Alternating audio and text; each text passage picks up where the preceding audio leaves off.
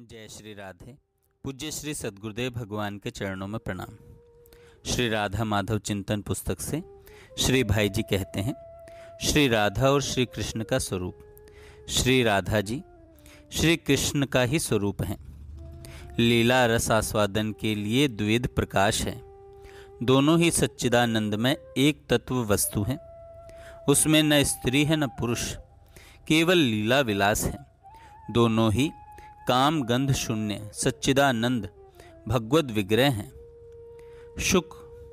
शुक्र शोणित जनित कर्म जनित और पंचभूत निर्मित देह इनके नहीं हैं।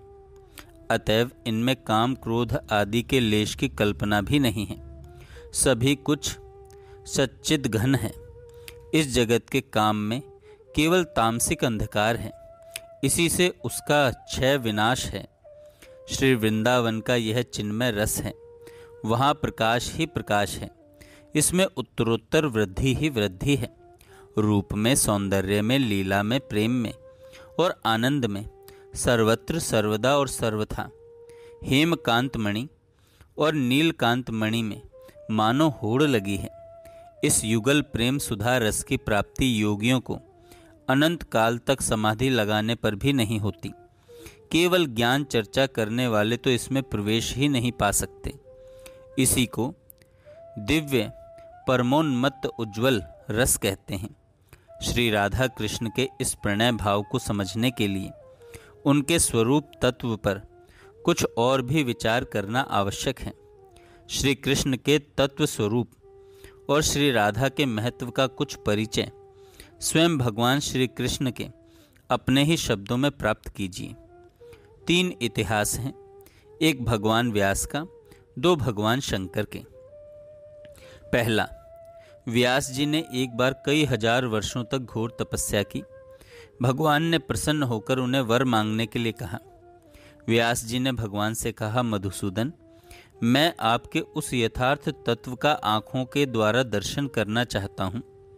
नाथ, जो इस जगत का पालक और प्रकाशक हैं, उपनिषदों ने जिसे सत्य स्वरूप परब्रह्म बतलाया है, आपका वही अद्भुत रूप मेरे सामने प्रत्यक्ष प्रकट हो, यही मेरी प्रार्थना है।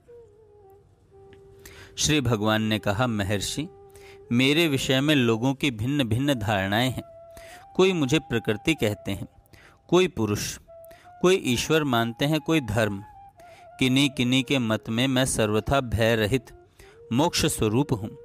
कोई भाव सत्ता स्वरूप मानते हैं और कोई कल्याण में सदाशिव बतलाते हैं।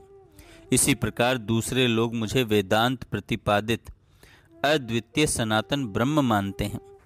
किंतु वास्तव में जो सत्ता स्वरूप और निर्विकार है, सतचित और आनंद ही जिसका विग्रह है तथा वेदों में जिसका रहस्य छिपा हुआ है, अपना वह पारमार्थिक स्वरूप मैं आज तुम्हारे सामने प्रकट करता हूँ, देखो। भगवान के इतना कहते ही श्री व्यास जी को एक बालक के दर्शन हुए, जिसके शरीर की कांति नील मेघ के समान श्याम थी। वह गोप कन्याओं और ग्वाल बालों से घिरकर हंस रहा था। वे भगवान श्याम सुंदर थे, जो पीत वस्त्र धारण किए कदम्ब की जड़ पर बैठे हुए थे। उनकी झांकी अद्भुत थी। उनके साथ ही नूतन पल्लवों से अलंकृत वृंदावन नाम का वन भी दृष्टिगोचर हुआ। इसके बाद नील कमल की आभा धारण करने वाली कलिंद कन्या यमुना के दर्शन हुए। फिर गोवर्धन पर्वत पर दृष्टि पड़ी, जिसे श्री कृष्ण तथा बलराम ने इंद्र का घमंड चूर्ण करने के लिए अपने हाथों पर उठाया था। वह पर्वत गायों तथा गोपों को बहुत सुख देने वाला है। गोपाल श्री कृष्ण रमणियों के साथ बैठकर बड़ी प्रसन्नता के साथ वेणु बजा रहे थे। उनके शरीर पर सब प्रकार के आभूषण शोभा पा रहे थे। उनका दर्शन करके मुनि को बड़ा हर्ष हुआ। तब वृंदावन में विचरने वाले भगवान ने स्वयं उनसे कहा, सुनो मुनि, तुमने जो इस दिव्य सनातन रूप का दर्शन किया है, यही मेरा निष्कल निष्क्रिय शांत और सच्चिदानंद में पूर्ण विग्रह है। इस कमल लोचन स्वरूप से बढ़कर दूसरा कोई उत्कृष्ट तत्व नहीं है। वेद इसी स्वरूप का वर्णन करते हैं। यही कारणों का भी कारण है।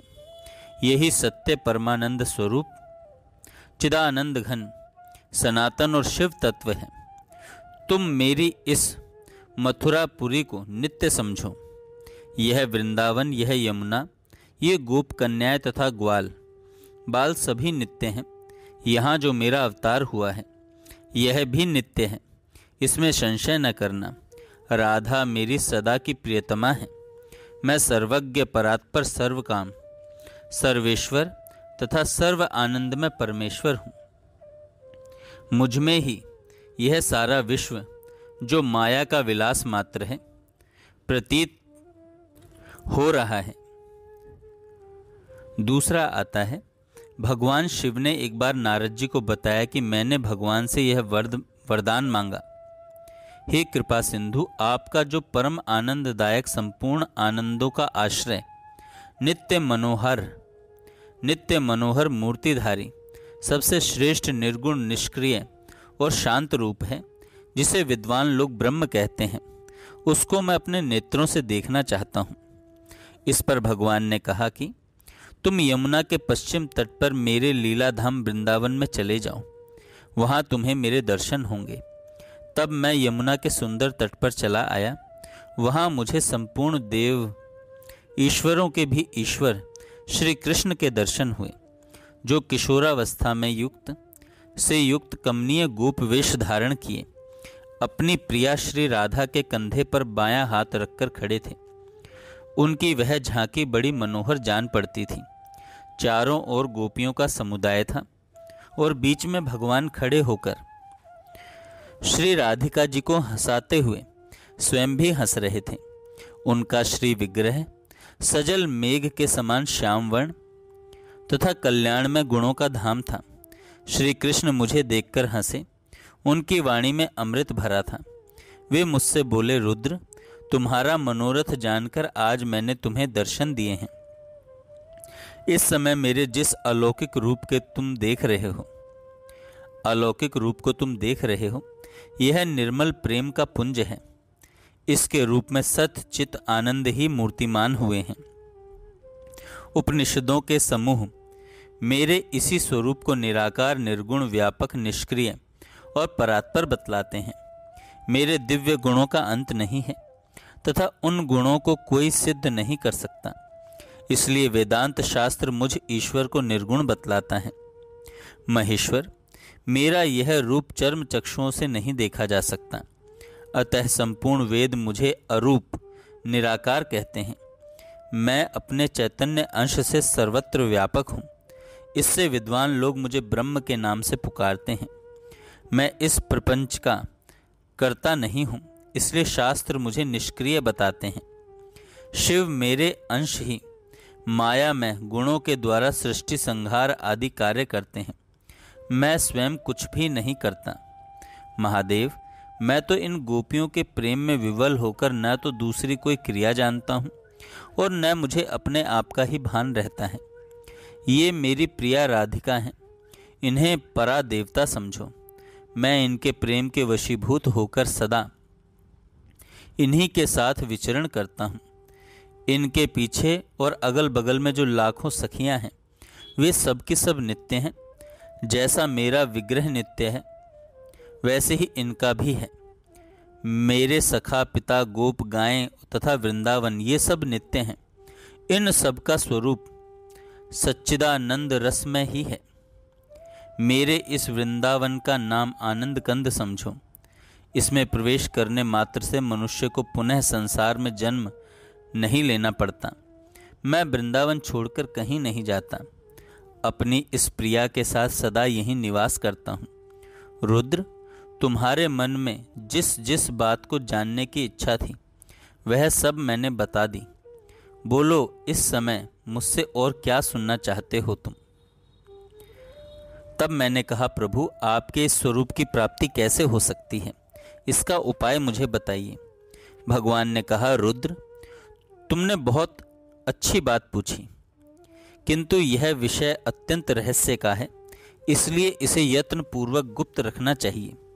देवेश्वर, जो दूसरे उपायों का भरोसा छोड़कर एक बार हम दोनों की शरण में आ जाता है और गोपी भाव से मेरी उपासना करता है, वही मुझे पा सकता है।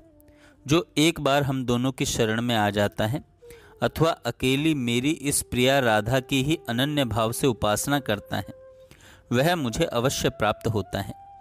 इसलिए सर्वथा प्रयत्न करके मेरी इस प्रिया राधा की शरण ग्रहण करनी चाहिए। रुद्र, मेरी प्रिया का आश्रय लेकर तुम भी मुझे अपने वश में कर सकते हो। यह बड़े रहस्य की बात है जिसे मैंने तुम्हें बता दिया। तुम्हें यत्नपूर्वक इसे छिपाए रखना चाहिए। अब तुम भी मेरी प्रियतमा श्री राधा की शरण लो और मेरे युगल मंत्र का जाप करते हुए सदा मेरे इस धाम में निवास करो। जय श्री राधे। आगे हम कल सुनेंगे।